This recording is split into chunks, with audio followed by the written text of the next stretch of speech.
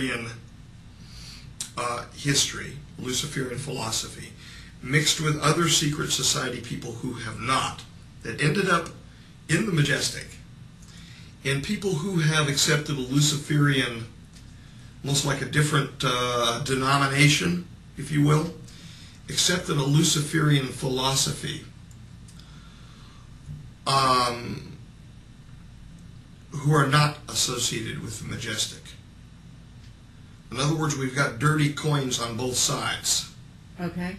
And when you say a Luciferian philosophy... meaning a materialistic,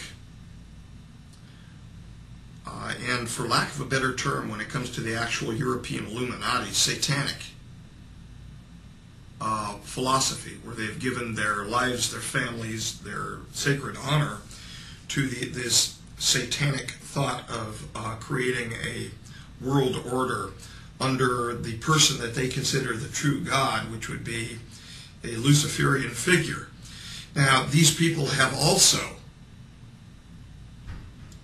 separating them from the dirty coins in the Majestic side, these people have also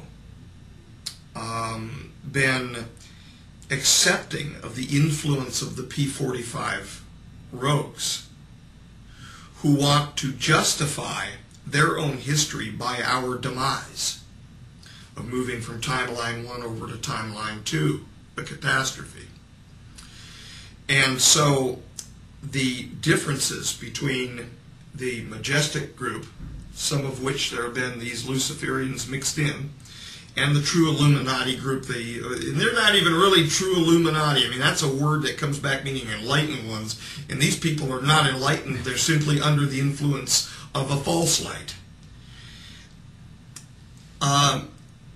That the differences between the two then have raised itself to rancor, even though they share much in common with each other. However, on the Majestic side, you have a lot of God-fearing people too. A lot, and I'm not talking about specifically here the 12. I'm talking about the line people, the people that we've worked with. Good people to the bone, to the soul, who want nothing but good for the world.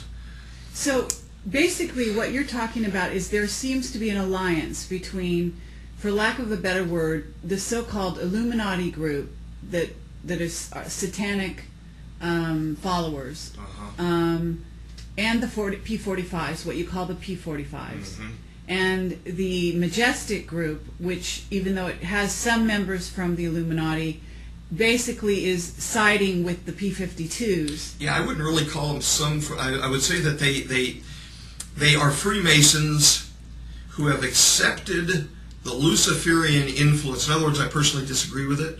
The Luciferian influence, but are still acting as good people. For the benefit of humanity. For the benefit of humanity, exactly. And then there are some that I've interacted with who are involved with the so-called true Illuminati in Europe that are God-fearing people too. There's dirty coins and there's polished coins on both sides. However, the dirty coins make up the vast majority of the group on the European Illuminati side. Okay, so what is, now let's get to the timelines and explain just briefly, since this gets over into the future and 2012, what the P45s, meaning they are from the future 45,000 years ahead of 45,000 years ahead on a separate timeline than what we are presently on, or a timeline that we could transition over to from where we are now. So, if we are to accept that we transition, God forbid, from timeline 1 to timeline 2, they would be considered 45,000 years and 52,000 years, respectively, ahead of us. The individuals who dumped near Roswell, New Mexico, back in the 40s, were approximately 24,000 years ahead of us in timeline 2. And that was a mission return, an Earth-to-Earth time travel mission. That we're on timeline 1, I'm assuming you're saying, and we're headed for 2012, and theoretically a catastrophe that may or may not happen. Right around now, yeah. Right around now? Yeah. And this catastrophe, has this got anything to do with Planet X?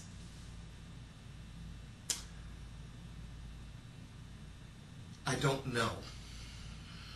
There is the most honest answer I can provide you. I know of a lot of lore about a rogue planet coming in. However, the material that I've actually seen on a repetitive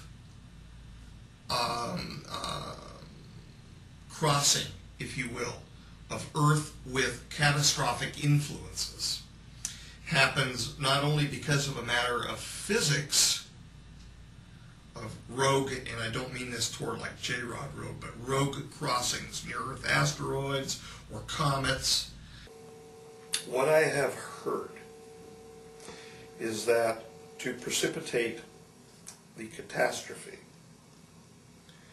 there would be, as we pass into the plane of the Milky Way, some sort of energetic burst through the plane of the galaxy by virtue of wormholes that travel through the plane of the galaxy from the center of the galaxy, which have been depicted in ancient lore called the serpent rope, even of the ancients.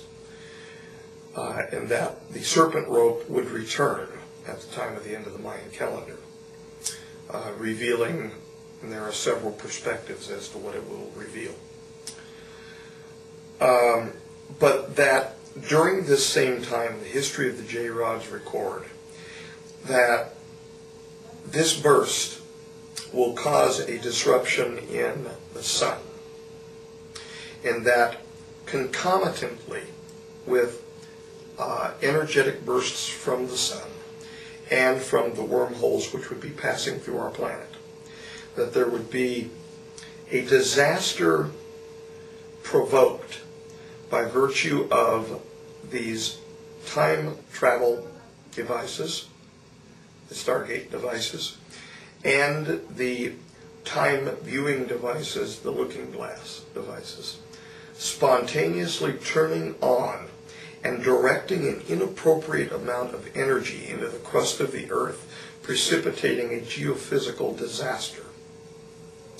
This geophysical disaster, in accordance with the history of the J-Rods, the Orions, record that over 4,157,000,000 die over a several-year period by virtue of a geophysical shift in the crust. So this is what I get numb when I think of numbers that way. Is trying to be prevented. Is this right? Yes. Very true. And how is it going to be prevented?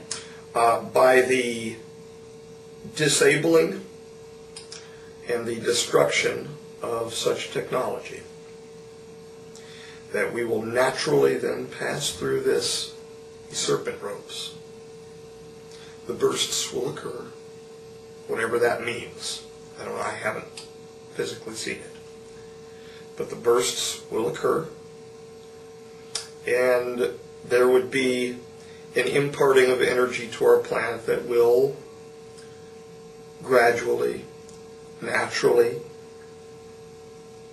cause changes in the human species and the life on our planet. And that these changes would be positive changes to our people.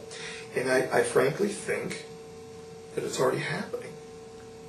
There's a rise worldwide and I don't think it's just given the size of the population increase. But there is a rise in very spiritual, talented people. There